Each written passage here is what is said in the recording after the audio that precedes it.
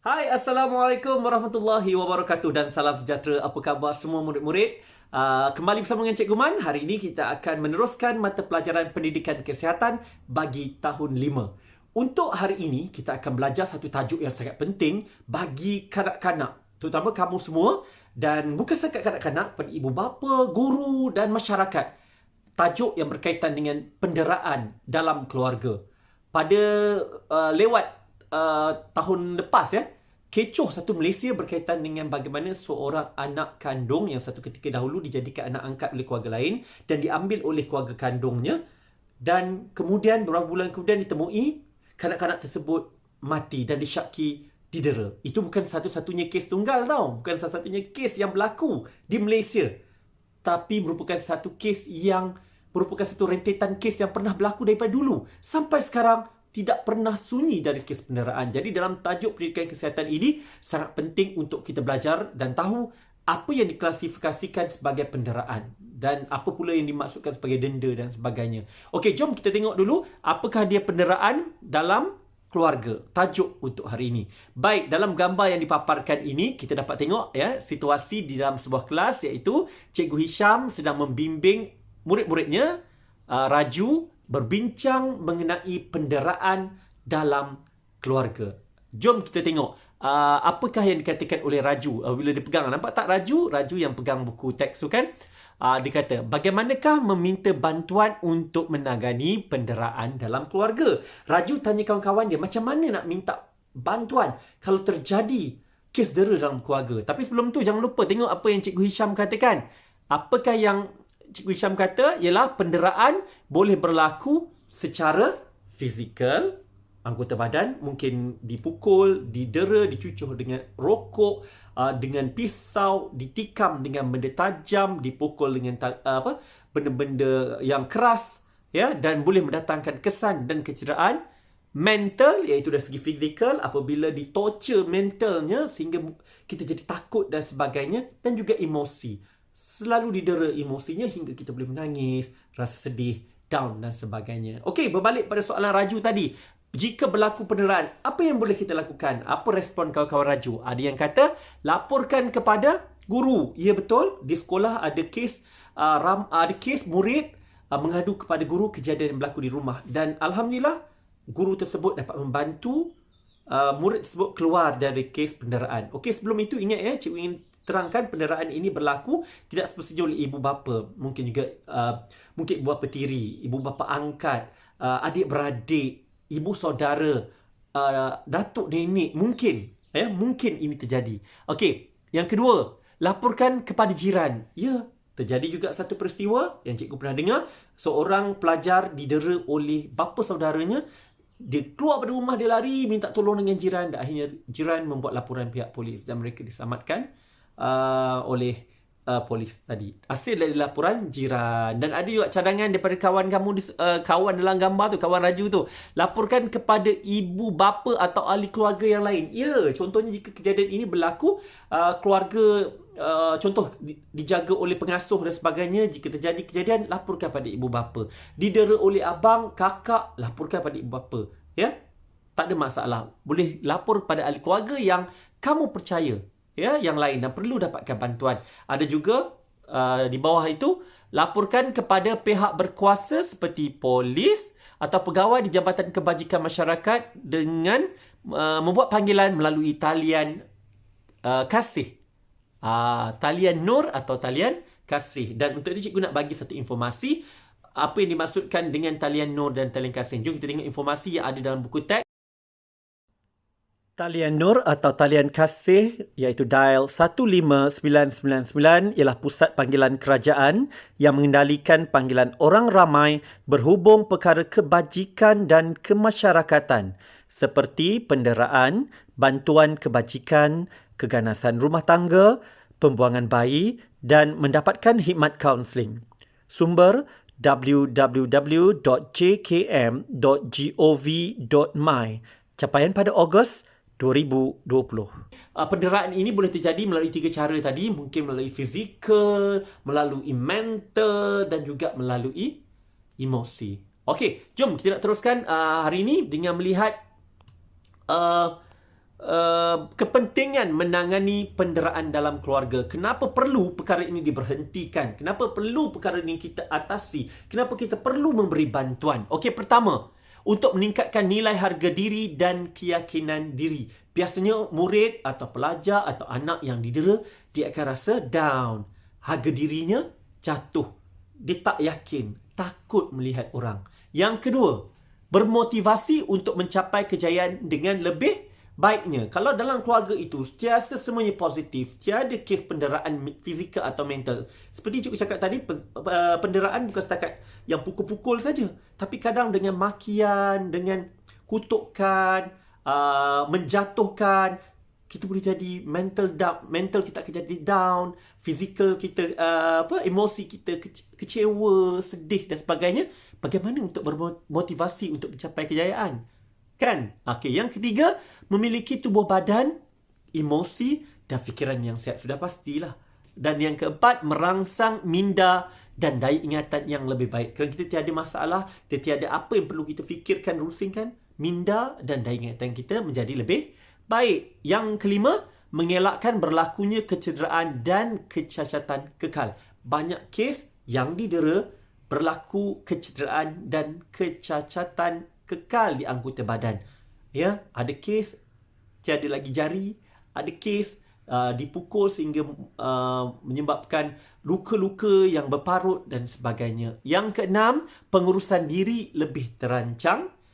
Yang ketujuh, menjalin hubungan sosial yang baik dan tidak menyendiri. Kerana biasanya orang yang didera ni, bila dia rasa down, dia rasa malu, dia rasa takut, dia akan menyendiri. Untuk berhubung, untuk berkawan, dia tak berani, dia takut sebab dia ada fobia dan trauma. Yang ke-8, membentuk sikap sabar dan bertolak ansur. Itu ada 8 mengapa kepentingan menangani penderaan dalam keluarga. Jom kita sambung sikit lagi. Kita nak lihat satu situasi di mana kamu kena belajar untuk mengatakan tidak. Say no. Kata tidak untuk situasi seperti ini. Jom kita lihat kemahiran berkata tidak kepada penderaan dalam keluarga. Pertama, menjerit berkata tidak jika dipukul, dicubit, digigit atau digoncang. Dipukul untuk didera. Dicubit, didera. Dicubit sampai meninggalkan kesan pendarahan. Dicubit sampai ada kesan. Digigit dengan niat jahat. Digoncang badan kamu disebabkan kemarahan yang melampau oleh orang yang mendera. Okey, itu yang pertama, say tidak. Jerit. Okey, yang kedua, berkata tidak kepada semua kata-kata kesat. Contoh, orang maki kamu, mencarut, mengejek dan sebagainya dalam bentuk yang bukan lagi gurauan. Ia bukan gurauan, tetapi menyebabkan kamu jadi tension, emosi terganggu, fikiran terganggu. Katakan tidak untuk ini. Perlu dapatkan bantuan. Katakan tidak untuk mereka yang melakukan penderaan seperti ini. Yang ketiga, berkata tidak kepada cercaan atau dimalukan di khalayak ramai. Ramai orang mengalami keadaan ini apabila ia diejek di khalayak ramai. Kerana ada manusia, dia rasa bangga, puas apabila dapat mengejek orang lain, menjatuhkan orang lain di khalayak ramai. Orang yang diejek, kalau kita diejek, pada masa itu apa tindakan kita? Kita akan diam, malu melihat sekeliling. Katakan tidak kepada kes seperti ini. Perlu anda laporkan kepada guru, laporkan pada ibu dan ayah, minta ibu ayah hubungi guru dan berbincang apa yang perlu kita lakukan. Yang keempat, berkata tidak kepada sebarang aktiviti buli. Ya, cikgu merupakan orang yang anti dengan buli. Cikgu tidak suka aktiviti yang melibatkan pembulian, membuli. Buli dengan niat untuk memalukan orang. Buli untuk menunjukkan bahawa orang yang membuli itu hebat dan kuat. Itu adalah satu benda yang salah. Jadi jika anda rasa dibuli, tolong lapor. Katakan tidak dengan membuat laporan. Bercerita, mengadulah kepada mereka yang berautoriti, yang boleh membantu anda. Okey? Dan yang kelima, berkata tidak kepada sebarang ejekan. Ejek nama bapa, ejek keluarga kita, ejek fizikal kamu. Contohnya manusia ini suka mengejek apabila melihat kekurangan kita. Kadang kekurangan itu sikit je, tapi bahan ejekan itu menjadi berulang kali. menjadi bahan keseronokan kepada orang lain. Katakan tidak dengan terus membuat aduan. Jangan, jika kamu tidak mampu mengambil tindakan untuk tidak ini, jangan lakukan mengikut hawa nafsu kamu pula. Ya, tolong minta bantuan guru-guru. Laporkan kepada pihak yang sepatutnya untuk membantu kita. Jadi 5 kemahiran berkata tidak kepada penderaan dalam keluarga ini, cuba kamu belajar sama-sama. Ya, ingat, kes dera merupakan satu kes yang cuba kita tangani sama-sama. Okey.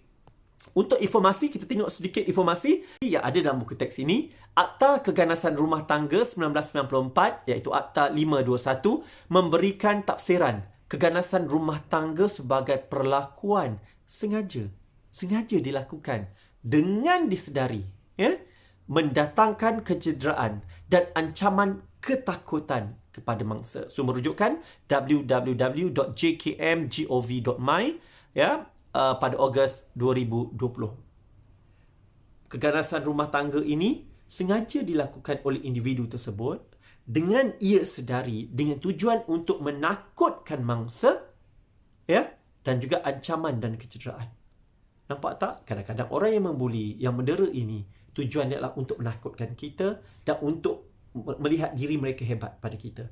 Jadi, tolonglah sama-sama kita selesaikan masalah penderaan maupun dibuli dan sebagainya ini dengan sentiasa bertindak, berani bercerita kepada pihak yang betul. Jangan bercerita pada orang yang salah. Jangan membuat aduan pada orang yang salah. Contoh, kawan-kawan yang tidak mampu membantu kita. Mungkin kawan-kawan tu boleh membantu, silakan. Ya, tapi jangan salah bercerita dan akhirnya kamu kecewa.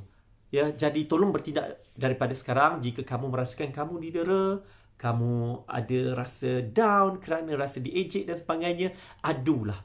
Ingat, penderaan bukannya melalui fizikal saja, dipukul, dicucuk dengan benda tajam dan sebagainya. Penderaan juga adalah mental dan juga emosi kamu yang didera. Itu lebih teruk. Kerana pada hari ini, seperti kita bincang pada tajuk sebelum ini, iaitu stres dan konflik, ia mampu membawa kita kepada gangguan kesihatan mental hingga akhirnya membawa kepada pelbagai penyakit mental yang lain, anxiety, kemurungan dan sebagainya. Jadi untuk itu, pada murid cikgu, kita kena alert. Jika kawan-kawan kita mengalami keadaan-keadaan ini, laporkan, bantu mereka sama-sama. Okey, jom. Ada satu aktiviti untuk cikgu minta kamu respon di bawah. Okey, melalui soalan ini. Bagaimanakah kamu mengenal pasti seseorang yang menjadi mangsa dera? Maksudnya, kita tengok orang tu, kita dapat rasa atau kita syak dia mangsa dera. Bagaimana kita nak kenal pasti? Sila komen di bawah, tulis nama, kelas kamu dan jawapan kamu. Bagaimana kamu rasa kita boleh kenal pasti insan ini, kawan kita, merupakan mangsa dera? Terima kasih kepada semua murid yang memberi respon dan terima kasih kepada semua yang belajar hari ini bersama dengan cikgu. Cikgu doakan semoga semua sihat, semua bahagia di rumah, dan sebelum itu jangan lupa untuk subscribe channel cikgu, kerana bila kamu subscribe, ia memberi motivasi kepada cikgu untuk buat lagi banyak channel cikgu sendiri, video cikgu sendiri, dan sudah pasti video ni akan sampai kepada ramai orang. Okey, jangan lupa subscribe. Itu saja dari Cikgu Man. Stay safe di rumah, terus jaga diri, pastikan kita dan keluarga sentiasa mematuhi peraturan yang ditetapkan. Sekian, Assalamualaikum warahmatullahi wabarakatuh dan salam sejahtera. Bye.